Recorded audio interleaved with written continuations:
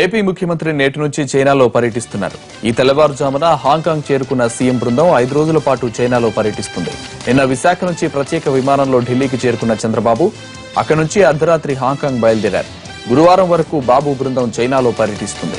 Technology, food processing, shipping, aviation, energy, aquaculture రంగాలకు చెందిన corporate సంస్థలు, వాణిజ్యవేత్తలతో చంద్రబాబు సమావేశమవుతారు. బాబు వెంట మంత్రులు యనమల రామకృష్ణుడు, నారాయణతో పాటు పలువురు అధికారులు ఉన్నారు.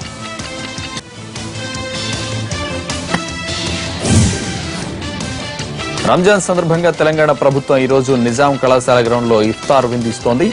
దాంతో సాయంత్రం 6 గంటల నుంచి రాత్రి 8 గంటల వరకు నిజాం కళాశాల పరిసర ప్రాంతాల్లో ట్రాఫిక్ ఆంక్షలు విధిస్తున్నట్లు నగర పోలీస్ కమిషనర్ మహేందర్ రెడ్డి తెలిపారు. నిజాం కళాశాల గ్రౌండ్స్ కు వచ్చే ప్రతినిధులు, ప్రముఖులు, పాసులు ఉన్నవారు ట్రాఫిక్ పోలీసులు సూచించే మార్గాలలో ప్రయాణించి నిజాం కళాశాల గ్రౌండ్ కు చేరుకోవాలని సూచించారు.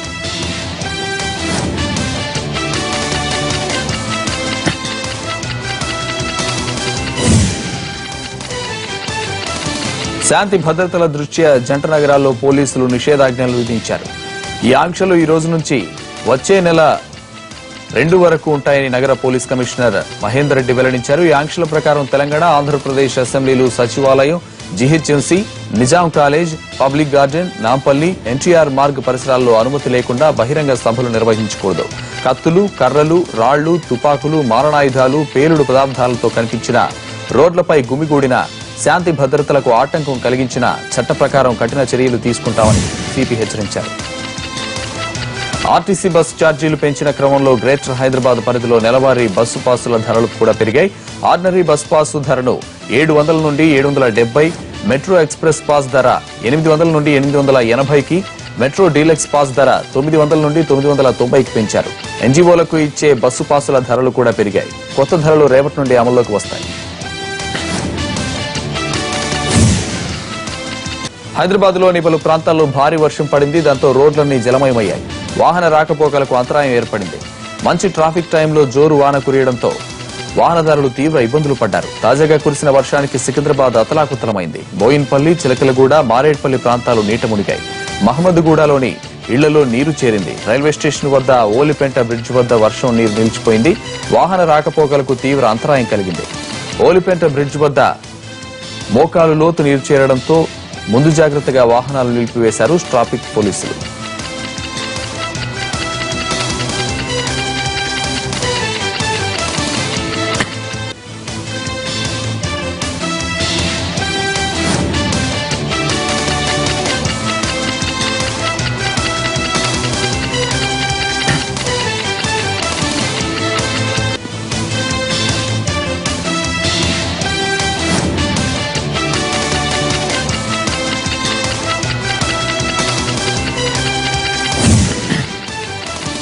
హైదరాబాద్ లో భారీ వర్షం ఓ నిండు ప్రాణాన్ని బలి తీసుకుంది. అమీర్పేట్ ధరంకరం రోడ్లో కరెంటు తీగలు తెగిపడి ఓ యువకుడు ప్రాణాలు కోల్పోయాడు. జగద్గిరిగుట్టకు చెందిన రఘురాం కుందన్బాగ్ లోని ఓ ప్రైవేట్ ఆఫీసులో రిసెప్షనిస్ట్ గా పనిచేస్తున్నాడు. డ్యూటీ ముగించుకుని ఇంటికి వెళ్తున్న సమయంలో వర్షం రావడంతో ఓ చెట్టు కింద ఆగాడు. పక్కనే ఉన్న ట్రాన్స్ఫార్మర్ తీగలు తెగి రఘురాంపై పడడంతో అక్కడికక్కడే ప్రాణాలు కోల్పోయాడు. రఘురాం మృతదేహాన్ని పోస్ట్ మార్టం కోసం గాంధీ మార్చురీకి తరలించారు.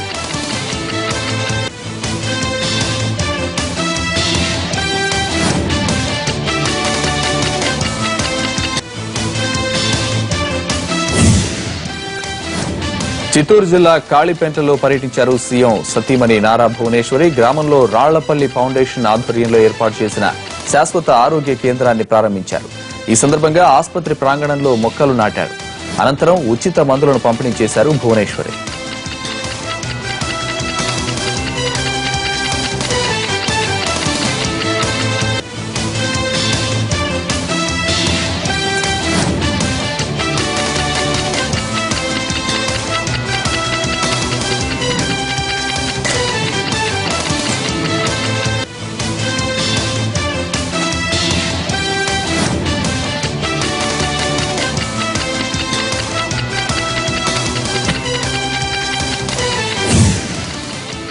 పశ్చిమ గోదావరి జిల్లా వ్యాప్తంగా భారీ వర్షం కురిసింది. ఏలూరు, తాడేపల్లిగూడెం, తణుకు, నరసాపురం, భీమవరం, జంగారెడ్డిగూడెం దాదాపు 2 గంటల పాటు ఎడతెరిపి లేకుండా వర్షం పడింది. దీంతో లోతట్టు ప్రాంతాలన్నీ జలమయమయ్యాయి.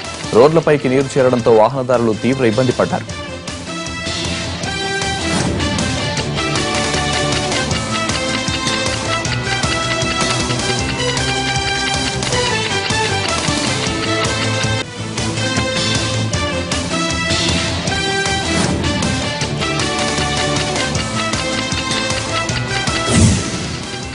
కరీంనగర్ జిల్లాలో భారీ వర్షం కురిసింది. సిరిసిల్లలో ఎడతెరిపి లేకుండా 2 గంటల పాటు వర్షం కురిసింది. దీంతో లోతట్టు ప్రాంతాలన్నీ జలమయమయ్యాయి. రోడ్లన్నీ చెరువులను తలపించాయి. భారీ వర్షం కురవడంతో దుక్కి దున్ని పనిలో పడ్డారు రైతులు.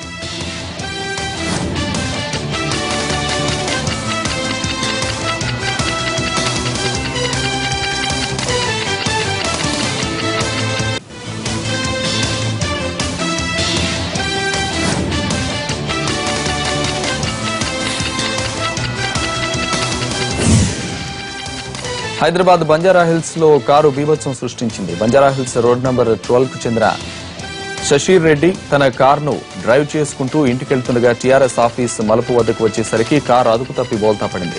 అక్కడే ఓ కరెంటు స్తంభానికి అడ్డుకుని ఆగిపోయింది. ఈ ప్రమాదంలో తీవ్రంగా గాయపడిన శశీర్ రెడ్డిని కారులోంచి అతి కష్టం మీద బయటకు తీసి ఆసుపత్రికి తరలించారు 108 సిబ్బంది.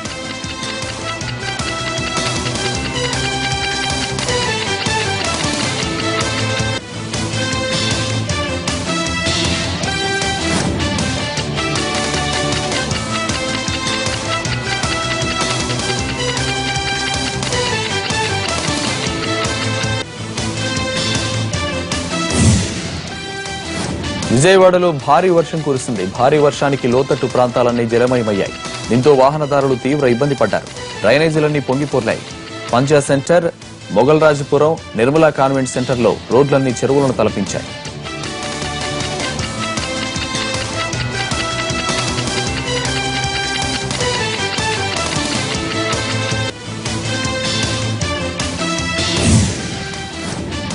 అమరావతిని ఫ్రీ జోన్ చేయాలని డిమాండ్ చేశారు రాయలసీమ పరిరక్షణ సమితి అధ్యక్షుడు బైరెడ్డి రాజశేఖర రెడ్డి. అక్కడ ఫ్రీ జోన్ చేయకుండా ఉద్యోగాలు భర్తీ చేస్తే రాయలసీమ వాసులకు తీరని నష్టం జరుగుతుందన్నారు. యూరోపియన్ యూనియన్ లాగే రాయలసీమలోనూ ప్రజాభిప్రాయం పెట్టాలని, అప్పుడే కోస్తాతో కలిసి ఉండాలో లేదో తెలుస్తుందన్నారు.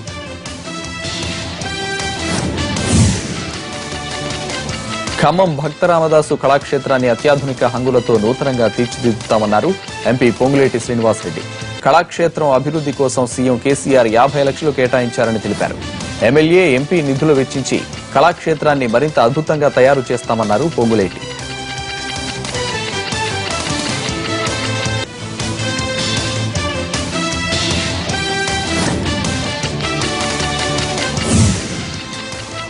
నెల్లూరు వీఆర్సీ సెంటర్లో రాస్తారోకో నిర్వహించింది ఏబీవీపీ. స్కూళ్లు, కాలేజీల్లో కనీస మౌలిక వసతులు కల్పించడంలో టీడీపీ ప్రభుత్వం విఫలమైందన్నారు. ఇప్పటికైనా సర్కార్ స్పందించి కనీస సౌకర్యాలు కల్పించాలని డిమాండ్ చేశారు. ఇద్దరు వియ్యంకులైన మంత్రులు విద్యా వ్యవస్థను భ్రష్టు పట్టిస్తున్నారని విమర్శించారు.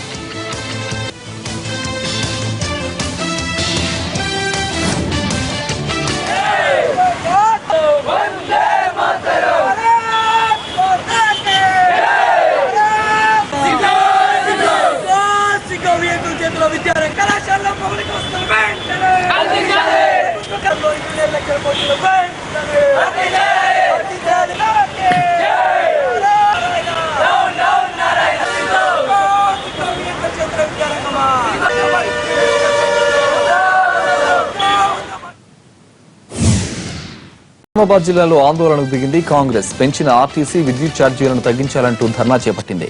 పెంచిన ఛార్జీలు సామాన్యులకు భారంగా మారుతోందని విమర్శించారు కాంగ్రెస్ నేతలు. మిగులు బడ్జెట్ ఉన్నా ఛార్జీల భారం వేయడం సరికాదన్నారు.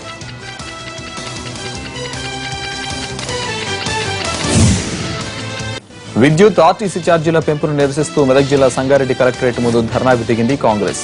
ప్రభుత్వం ఏకపక్షంగా ప్రజలపై భారం వేస్తోందంటూ రోడ్లపై బైఠాయించారు.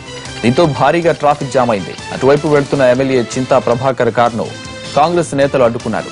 నిరంతరం నాణ్యమైన కరెంట్ ఇస్తామని చెప్పిన ప్రభుత్వం ఇప్పుడు ఛార్జీల బాధడం సరికాదన్నారు సునీత లక్ష్మారెడ్డి, జగ్గారెడ్డి.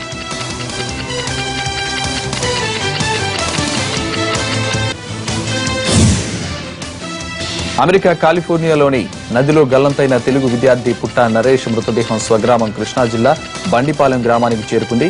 గ్రామంలో విషాద ఛాయలు అలుముకున్నాయి. పుట్టా నరేష్ మృతదేహాన్ని చూసేందుకు బంధువులు, గ్రామస్తులు భారీగా తరలివచ్చి నివాళులర్పించారు.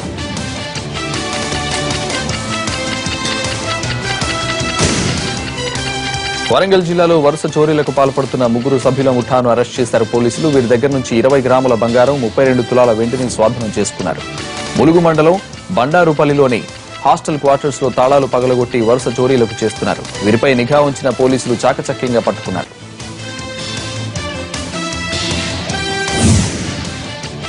సికింద్రాబాద్ రైల్వే స్టేషన్ లో బాంబు పెట్టానని ఫోన్ చేసి బెదిరించిన ఓ అగంతకుడిని అరెస్ట్ చేశారు పోలీసులు. రాజేంద్ర నగర్ అత్తాపూర్కు చెందిన అశోక్ పబ్లిక్ బూత్ నుంచి రైల్వే పోలీసులకు ఫోన్ చేశాడు. కాసేపట్లో స్టేషన్ లో బాంబు పేలుతున్నట్టు బెదిరించాడు. అప్రమత్తమైన అధికారులు స్టేషన్ మొత్తం జల్లెడ పట్టారు. చివరకు ఫేక్ కాల్ గా గుర్తించారు. దీనిని సీరియస్ గా తీసుకున్న అధికారులు ఫోన్ కాల్ ఆధారంగా నిందితుడిని అదుపులోకి తీసుకున్నారు. గుంటూరు ఇందిరానగర్ లో అగ్ని ప్రమాదం జరిగింది. ఈ ప్రమాదంలో 2 గుడిసెలు పూర్తిగా దగ్ధమయ్యాయి. ప్రమాద సమయంలో ఇంట్లో ఎవరూ లేకపోవడంతో ప్రాణ నష్టం తప్పింది. గుడిసెల్లో ఉన్న గ్యాస్ సిలిండర్ పేలడంతోనే ప్రమాదం జరిగిందని అధికారులు అంచనా వేస్తున్నారు.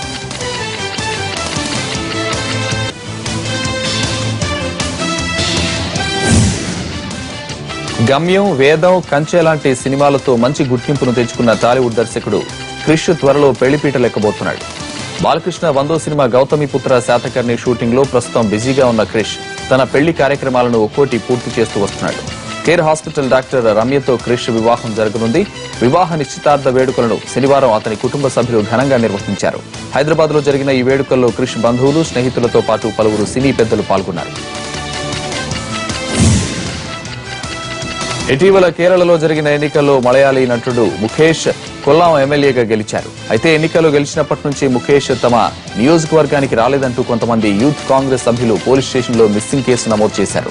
దీంతో ఈ విషయం స్థానికంగా వివాదాస్పదంగా మారింది. దీనిపై స్పందించిన పోలీసు ఉన్నతాధికారులు విధుల్లో ఉన్న పోలీసు పొరపాటున కేసు నమోదు చేసినట్లు తెలిపారు. యూత్ కాంగ్రెస్ కార్యకర్తలు తమను తప్పుదోవ పట్టించడం వల్లే ఇలా జరిగిందన్నారు. మరోవైపు తాను ఎప్పటికప్పుడు నియోజకవర్గంలో పర్యటిస్తున్నానని చెప్పారు సదరు ఎమ్మెల్యే ముఖేష్. జమ్మూ కాశ్మీర్లో మరోసారి ఉగ్రవాదులు రెచ్చిపోయారు. సీఆర్పీఎఫ్ వాహనంపై జరిగిన దాడిలో 8 మంది జవాన్లు ప్రాణాలు కోల్పోయారు. 20 మంది గాయపడ్డారు. వెంటనే తేరుకున్న జవాన్లు ఎదురుదాడికి దిగి 2 ఉగ్రవాదులను హతమార్చారు. శ్రీనగర్ సరిహద్దుల్లోని పాంపోర్ ఏరియాలో ఈ ఘటన జరిగింది. ట్రైనింగ్ ముగించుకుని తిరిగి వస్తున్న సీఆర్పీఎఫ్ జవాన్లపై కాపు కాచి దాడికి పాల్పడ్డారు ఉగ్రవాదులు.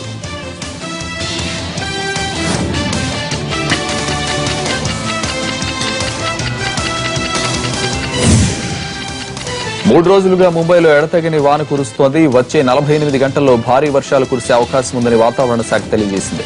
ముంబైతో పాటు కొంకణ్ తీరం, గోవాల్లో కూడా వచ్చే 2 రోజులు ఓ మోస్తారు నుంచి భారీ వర్షాలు పడే అవకాశం ఉందని ఆ శాఖ పేర్కొంది. వాతావరణ శాఖ సూచించే వరకు చేపల వేటకు వెళ్లకూడదని జాలర్లకు హెచ్చరికలు జారీ చేసింది. గుజరాత్ సమీపంలో అరేబియా సముద్ర తీరంలో ఏర్పడిన ద్రోణి కారణంగా వర్షాలు కురుస్తున్నట్లు అధికారులు చెప్పారు. దక్షిణ గుజరాత్, ఉత్తర కొంకణ్లలో వర్షాలు కురిసే అవకాశం ఉందని ముంబై ఐఎండీ డైరెక్టర్ వికే రాజు తెలిపారు. బీహార్లో వివాదాస్పదంగా మారిన టాపర్ స్కామ్ లో ఆర్ట్స్ విభాగం టాపర్ రుబీ రాయ్ ని అరెస్ట్ చేశారు. మోసం చేసి పరీక్షల్లో టాపర్ గా నిలిచిన ఆరోపణలతో ఆమెను ప్రత్యేక టాస్క్ ఫోర్స్ అదుపులోకి తీసుకుంది. ఫలితాలు వెలువడిన అనంతరం పలు విభాగాల్లో టాపర్లుగా నిలిచిన వారితో ఓ మీడియా ఛానల్ ఇంటర్వ్యూ నిర్వహించగా వాళ్లకి కనీస విషయ పరిజ్ఞానం లేదని తేలింది. దీంతో వివాదం చెలరేగింది. ఈ క్రమంలో 2వసారి నిర్వహించిన పరీక్షకు రుబీ రాయ్ హాజరు కాలేదు. ప్రధాని నరేంద్ర మోదీని 6 ఏళ్ల వైశాలి యాదవ్ పూణేలో కలిసింది. పూణేకు చెందిన వైశాలి 2వ తరగతి చదువుతోంది. నిరుపేద కుటుంబంలో జన్మించిన ఈ చిన్నారి హృద్రోగ సమస్యతో బాధపడుతోంది. సర్జరీ చేయించుకోవడానికి కూడా సరిపడా డబ్బులు లేవు. ఈ క్రమంలో తనకు సాయం చేయాలని విజ్ఞప్తి చేస్తూ మోదీకి వైశాలి లేఖ రాసింది. వైశాలి లేఖపై వారం రోజులు తిరగకముందే స్పందించిన మోదీ చిన్నారికి సర్జరీ చేయించారు. ప్రస్తుతం చిన్నారి ఆరోగ్యంగా ఉంది. దీంతో వైశాలి తల్లిదండ్రుల ఆనందానికి అవధులు లేవు.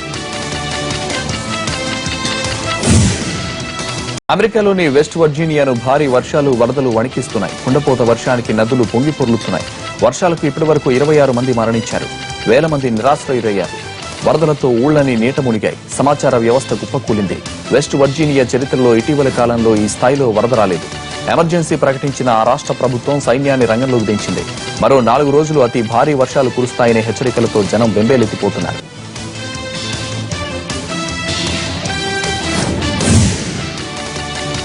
ఈయూలో బ్రిటన్ ఉండాలా వద్దా అనే అంశంపై జరిగిన చారిత్రాత్మక రెఫరెండంలో 72.2% ఓటింగ్ నమోదైంది.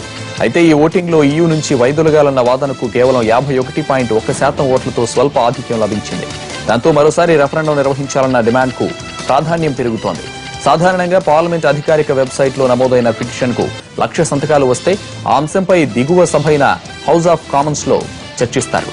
తాజా పిటిషన్ కు ఇందుకు అవసరమైన సంతకాల కన్నా 10 రెట్లు అధికంగా వచ్చాయి. దాంతో మంగళవారం సమావేశం కానున్న పార్లమెంటు పిటిషన్ కమిటీ దీనిపై పార్లమెంట్లో చర్చించాలా వద్దా అనే అంశంపై నిర్ణయం తీసుకోనుంది. వచ్చే ఏడాది తాను భారత్ను సందర్శించే అవకాశం ఉందని చెప్పారు అమెరికా అధ్యక్షుడు బరాక్ ఒబామా. కాలిఫోర్నియాలోని స్టాన్ఫోర్డ్ యూనివర్సిటీలో నిర్వహిస్తున్న గ్లోబల్ ఎంటర్ప్రెన్యూర్షిప్ సదస్సులో ఒబామా ప్రసంగించారు. 2017లో ఈ సదస్సు భారత్లో జరగనుంది. దానికి ఆహ్వానం అందితే వెళ్లగలనని ఒబామా ఈ సందర్భంగా చెప్పారు. మరోవైపు వచ్చే ఏడాది సదస్సుకు ఇండియాకు రావాలని ఒబామాకు ఆహ్వానించారు ప్రధాని మోదీ. అయితే మరో 7 నెలల్లో ఒబామా పదవీకాలం ముగియనున్నది. దీంతో అధికారిక హోదాలో ఒబామా భారత పర్యటన అనుమానాస్పదమేనని అంటున్నారు అధికారులు.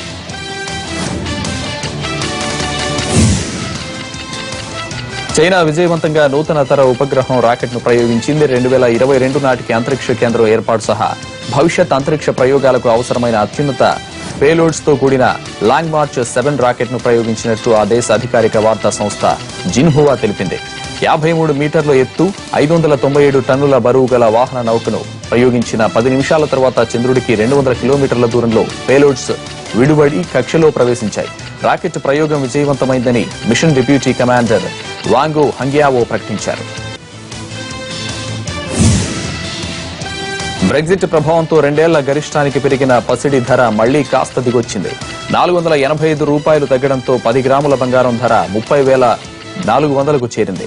వ్యాపారుల నుంచి కొనుగోళ్లు లేకపోవడంతో ధర తగ్గినట్టు బులియన్ మార్కెట్ వర్గాలు వెల్లడించాయి. మరోవైపు వెండి ధర మాత్రం స్వల్పంగా పెరిగింది.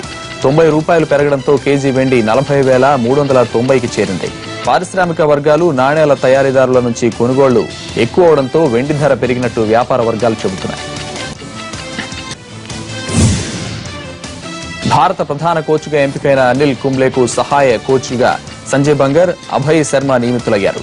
ఇటీవల జింబాబ్వేలో పర్యటించిన భారత యువ జట్టుతో కలిసి పనిచేసిన ఈ ఇద్దరిని కుంబ్లేతో చర్చించిన అనంతరం సహాయకులుగా నియమించినట్టు బీసీసీఐ వెల్లడించింది. ఇప్పటికే భారత జట్టుకు ఏడాదికి పైగా అసిస్టెంట్ కోచ్గా పనిచేసిన అనుభవం బంగర్కు ఉంది. ఐపీఎల్లో కూడా కింగ్స్ 11 పంజాబ్ జట్టుకు ఆయన ప్రధాన కోచ్గా పనిచేశారు. ఢిల్లీ మాజీ వికెట్ కీపర్ అభయ్ శర్మ కూడా జింబాబ్వేలో పర్యటించిన భారత జట్టుకు ఫీల్డింగ్ కోచ్గా వెళ్లారు. పనితీరు ఆధారంగా వీళ్ళిద్దరిని సహాయ కోచ్గా నియమించినట్లు సమాచారం. ఆఫ్ఘనిస్తాన్ క్రికెట్ ప్రధాన కోచ్గా భారత మాజీ ఆటగాడు లాల్ చంద్ రాజ్పుత్ ఎంపికయ్యారు. ఇటీవల భారత క్రికెట్ చీఫ్ కోచ్ పదవికి కూడా రాజ్పుత్ పోటీ పడ్డారు. అయితే మన దగ్గర అవకాశం దక్కకపోయినా ఆయన్ను కోచ్గా నియమిస్తూ ఆఫ్ఘాన్ క్రికెట్ బోర్డు నిర్ణయం తీసుకుంది. ఇంతవరకు ఆ బాధ్యతల్ని పాకిస్తాన్ మాజీ క్రికెటర్ ఇంజమాముల్ హక్ నిర్వర్తిస్తున్నారు. గత ఏప్రిల్లో ఆయన ఆ బాధ్యతల నుంచి తప్పుకోవడంతో ఖాళీ ఏర్పడింది. భారత్లో కోచ్గా పనిచేసిన అనుభవం ఉండడం వల్ల రాజ్పుత్కు ఆ అవకాశం దక్కింది. భారత క్రికెట్ కంట్రోల్ బోర్డు తన పేరును మార్చుకోవాలనుకుంటోంది. బీసీసీఐ స్థానంలో దానికి కొత్త పేరును పెట్టాలనుకుంటున్నట్లు బోర్డు వర్గాలు చెబుతున్నాయి.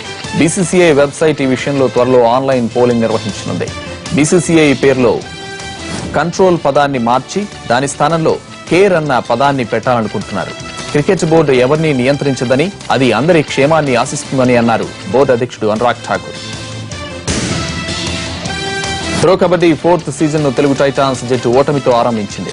నిన్న జరిగిన మ్యాచ్లో 24-28తో పూణేరి పల్సన్ చేతిలో తెలుగు టైటాన్స్ ఓటమి పాలైంది.